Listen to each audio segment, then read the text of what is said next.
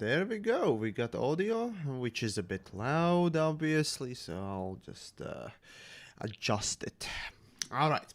Well then, greetings everyone for this Friday.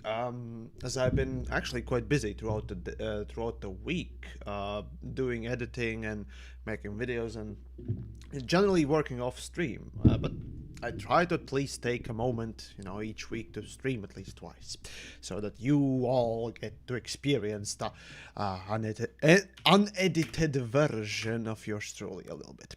So yeah, hopefully everyone's doing fine and dandy, and oh boy do we have interesting stuff to at least discuss, if nothing else, coming from the announcement from Elite developers and maybe a few other games as well. But I'll leave that for Spaceways news for tomorrow. So first things first, throughout the stream, I'm basically going to be just going after some material stuff. This time I'm just going to be going for raw materials. These materials I shall be gathering in crystalline places, planetary things.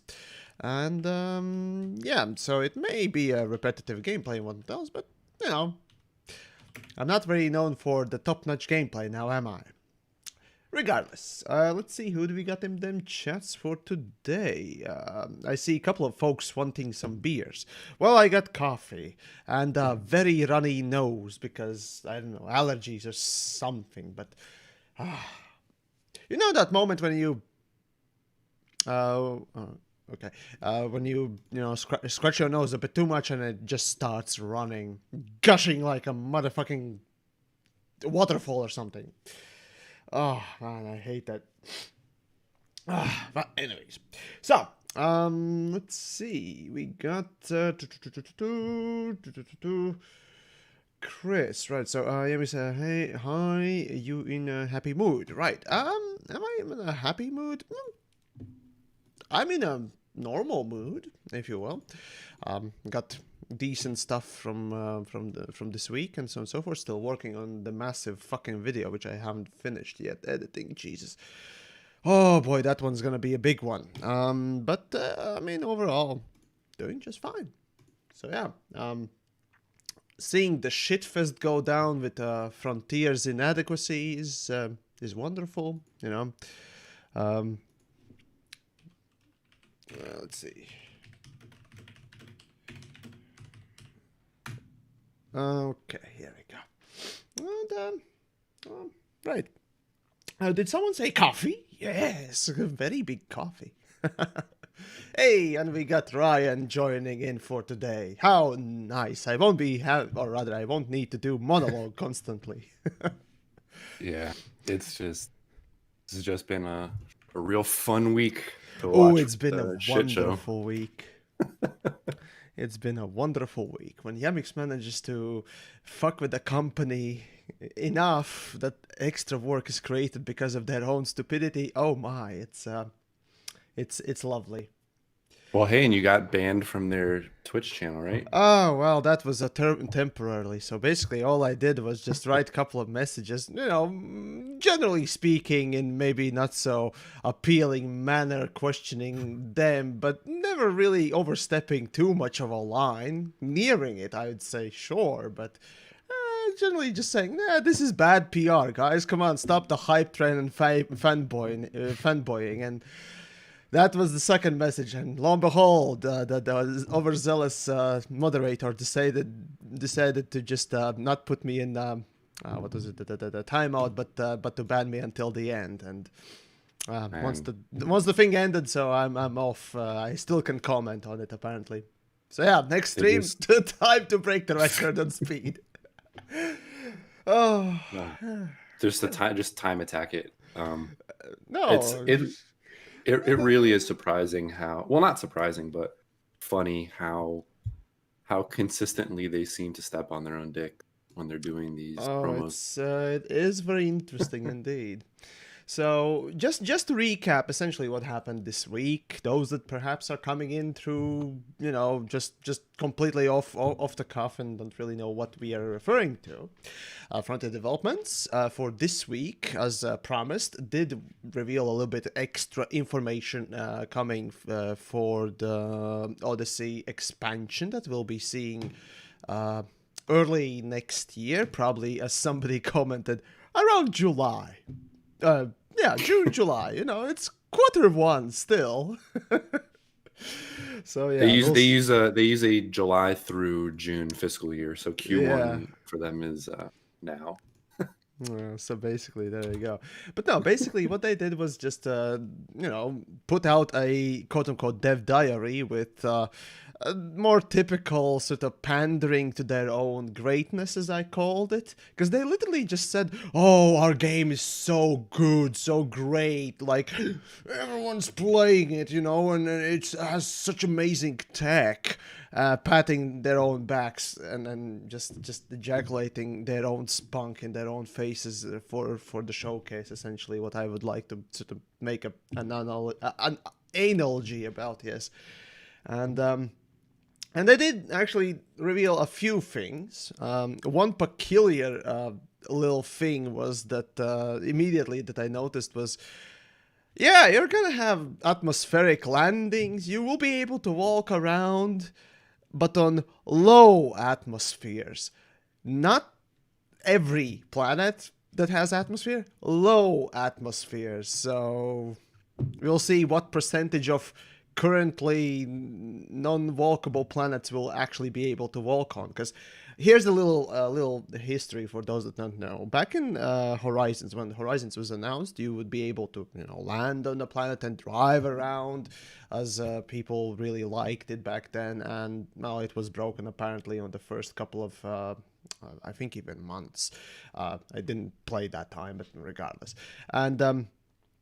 And essentially, they allowed everyone to land on rocky, high metallics, and icy planets, which consisted, apparently to their own statistics, around 48 to 50% of the galaxy's planets. And, as a work in progress update, yeah, okay, fine. So I wonder what percentage of that remaining 50% we're going to be able to land on now because of it. So, yeah. Can't understand the word. Oh, no, Commando Gaming. English is not your strong suit, now is it? Sorry. Not sorry. Well, anyways, so yeah, as they further continued with the video, essentially they revealed, let's see, what else? Freight truck. Hey, thanks for subscribing there on the Twitch side, really appreciate it. But yeah, basically what developers did reveal after that was basically some shrubs that we already technically kind of have on the planet's surfaces in the biological category. Which, okay, fine. Then there was obviously the small little clip of walking, actually a gameplay perspective of walking on planet, and yeah, that was I don't know, not much to tell about. There was a little bit more flying footage of the planetary surface, and I gotta say, yeah, sure, the detail that they put at least on that trailer for the gameplay portions on the planets, yeah, it's, I'd say, nice. Sure, yeah. I always liked the planetary changes that they introduced, especially when they changed the existing rocky planets. Which update that was? Jesus. I think it was with the exploration update. There we go. It was with the exploration update that they essentially changed the rocky planets and so on and so forth, which was really good. I liked it. There were some issues on the day one, but other than that, just fine. Ryan, you still with us? Yep. Okay, listening to the recap. It's fine. I just saw your icon pop up and was thinking, am I not hearing something? Is my audio broke again? Yeah. You've been talking into the ether this whole time. Ah, yes, I see. Yeah, yeah. As usual, horse beating is just that horse beating is always just exercising and shouting in the void, because why Yeah. not? So yeah, in general terms, I'd say that was about. Oh wait, yeah, they did show us the sampling tool, which is basically they hinted or implied that you would be able, or rather, well, explicitly said that you would be able to put your name onto these discoveries, even though it's kind of weird because right now if you go to a biological, organic or whatnot else, planetary POI, you can't put your name on it. You get points for codex entry, sure, but if they mean like that in the codex, as a first discoverer, like give me a moment, I'll show you what they meant. Let's say biologicals, let's say lava spout, and here reported by, there we go, a person with that name, sort of this way, the first to discover this place in this large area for the first time, I guess. But no, I have a feeling that they kind of implied more than that, and more like a planetary name positioning. But well, who knows? Again, this is the vagueness of Frontier's ability to tell us any information now. Still, fine. It's an early trailer. Fuck it. Let's see, what else? Did I miss anything else? So planetary landings, some planetary tech, the atmospheres, low atmospheres, a little bit of Volking, and SRV Go over the driving, but stuff. that's about it. Yeah. But Well, that's about it. the stuff that's conspicuously missing. Yeah, so let's talk about that. So, as TheYamiks is, TheYamiks decided that, for the first time in a little while, I'm just gonna read an article online or any newspaper and whatnot else, or news place. And what I read was a bit shocking in multiple ways. So the first bit of information that was surfacing quite quickly, and a lot of people did mention this to me left and right, and everyone sort of seemed to notice, but never really put it in words, let's just say so. And that was, apparently, we won't be able to get off our chairs, according to Polygon, who still to this day apparently remains astute, or well, devoted to have correctly reported on that. Yeah, you won't be able to get off your chair and walk around your ship. And developers, even though they said that, we're working on, or they presumably are working on delivering a comment at some point, it's been more than 2 days and no fucking information beyond having, I think somebody said that Polygon article was changed, but I still saw creatures in that article being mentioned, so they didn't edit it. I didn't see any extra edits, but I might need to go and recheck it again. But apparently animal scan or animal presence might not be truthful. But yeah, apparently walking in your ships is not going to be a thing. That's it. That's apparently the news piece there. So it's quite interesting that developers chose to ignore it, so to speak. And yeah, along with that, there was an article from Twinfinite which mentioned that Odyssey update won't be introducing Elite Dangerous for the next generation consoles. So if you hoped to pick up PlayStation 5 or Xbox or Xbox, I mean, tough luck, you fuck. Probably you're not gonna see a port on the, well, rather you probably won't see the port on the launch at all.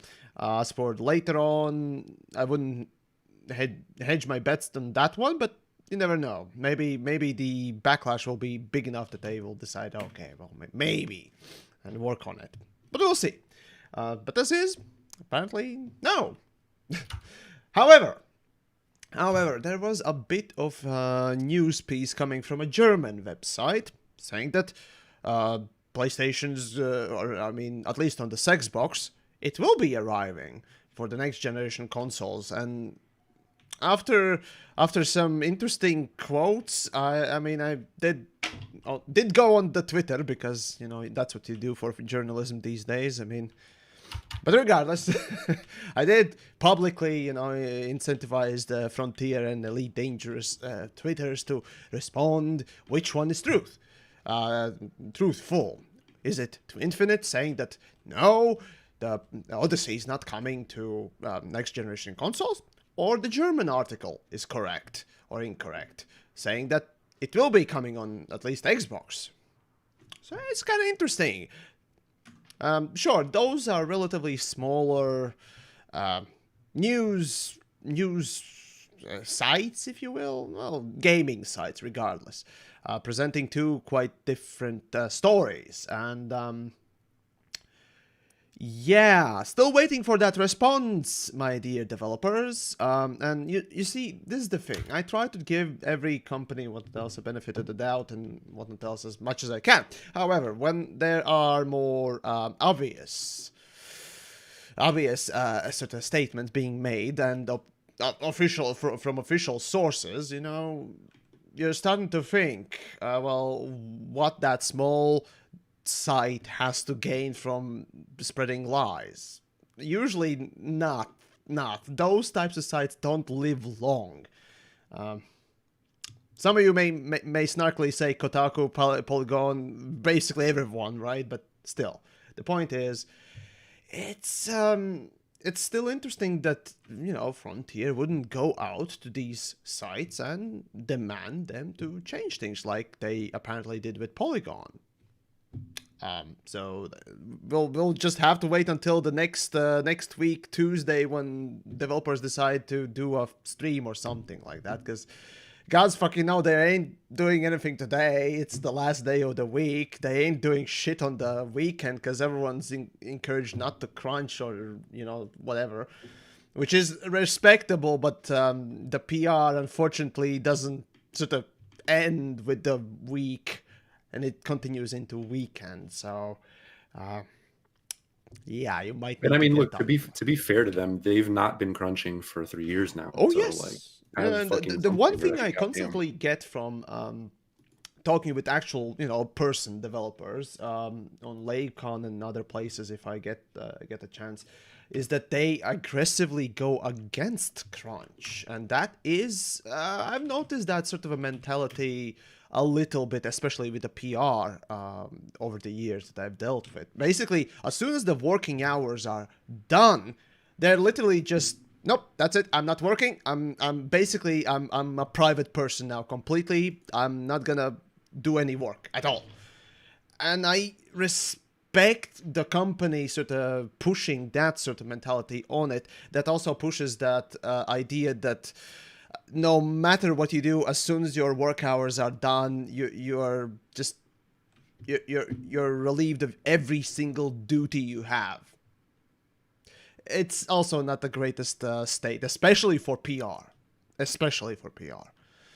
Yeah, that PR is truly a 24-hour, 7-day-a-week job, and if you need to have one other person just to have coverage, yeah, right? that's pretty much. Especially if you're prepping a release, right? Especially on the release as well, for the patches and fixes and so on and so forth.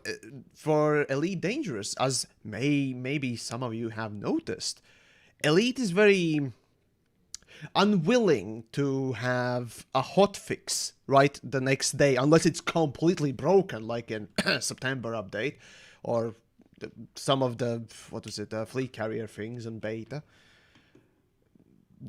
Frontier Developments has this mentality that we can wait a week. We can easily wait a week and just push it out on the next scheduled server maintenance or something. And I think a lot of the problem though is that they're essentially right, because people forget over and over again, and they don't. What's the way to phrase it? They kind of aren't made to pay the price for it, right? You'd think that pushing an update that's broken as fuck over and over again, they would incur some some like longer lived wrath, Oh, right? they But it just have. I kind of mean, never. September But I mean, September does update it was a though? great result, right? Everyone got really fucking sick of the poor quality of updates at that point. And as Yeah, laugh all you want about the petition or community open letter thingamajig, but that was basically just community lashing out at that point where it just was not acceptable anymore about the bullshit. It was just simply the result of the long-standing ill will they've garnered throughout these poorly developed maintenance phase patches. I think though that group is not necessarily a majority.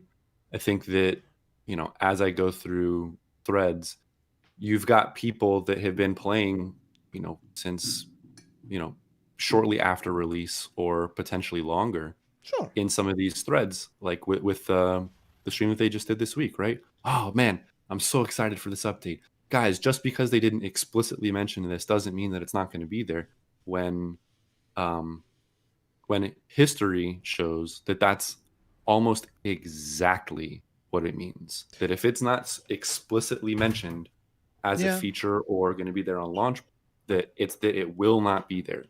People, it's a generalization, obviously, but Of it just course. seems like people are very willing um, to forgive big fuck ups with these small gestures because like fleet carriers, right? So almost a perfect Oh god. example. Pretty much right now, I would say that the community sentiment is generally positive. With at least, not counting like the tritium shit.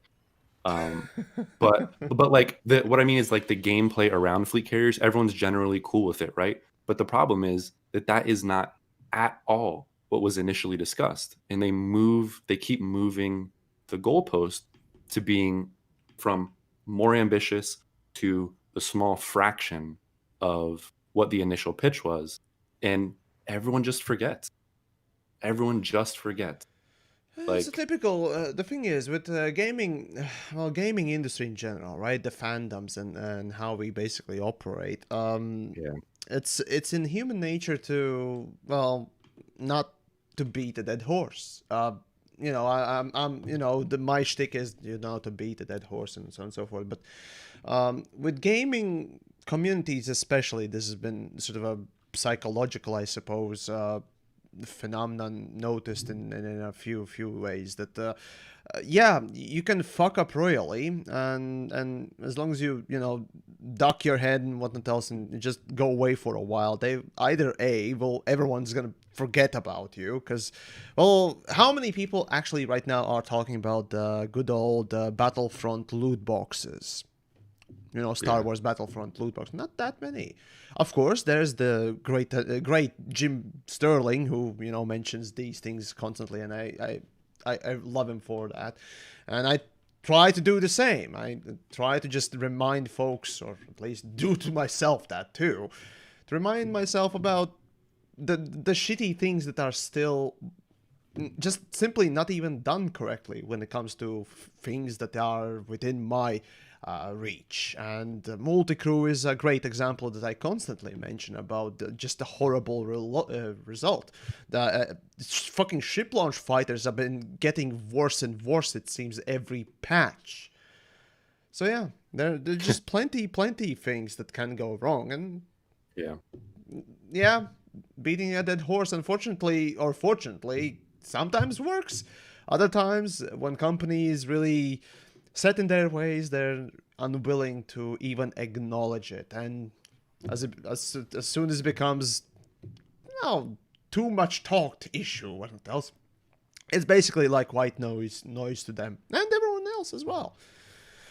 So It's yeah, just I it's just can't imagine the discussion in the room with, the managers of this. Okay, guys, let's get this first stream going. Here's what we're going to talk about. We're going to talk about space legs that is effectively slower SRVs. Um, that's a wonderful quote a lot of people are using right now, and yeah, it must become a fucking meme now. But anyways, yeah. carry on. Like it's a slow SRV and then you can't actually walk around in your ship, even though in one of like the early dev diaries they were talking about that all of the ships had been built with walking around in that in mind. And then now all of a That sudden was in this Kickstarter is times, like, yes. If you look yeah, through Kickstarter videos, you're gonna find that quote easily enough. It was one of the first ones, actually. Anyways, yeah. carrying on. And like it's they just keep what they promise too much up front, and then they have to walk it back. Everyone gets pissed about it. And like, oh, we're gonna have atmospheric landings. Here we go, atmospheric landings. Oh, well, not exactly atmospheric landings, only low atmosphere planets. Okay, so what would be the functional difference between one or the other? Right? Maybe more life, but that doesn't necessarily, just because you have an atmosphere doesn't necessarily mean you have life. Of course. But the functional difference is that low atmosphere allows them to just add more turbulence to the orbital cruise transition, right? Some sound stuff, More screen and your shakes. ship, Yes, I need yeah, that. and then your ship might handle your ship, like the T6 should fly like a fucking brick, because it is a literal fucking brick, right? But the difference between that and an actual atmosphere is, an actual atmosphere you would have to model flight, right? So low atmosphere, they just add a couple more effects. Oh, guys, look, it's atmosphere. Look at how great that is. Look at how great that is. But it's not actually an atmosphere, and it just feels like this. At least the stuff they've showcased so far. Don't want to shit on them too much. Just the stuff that they've showcased so far. If we say that only what we've seen is what's in the update, what the fuck took 3 years? That. One would What the even say fuck that took it probably was longer than 3 years, but anyways, that's a rumor.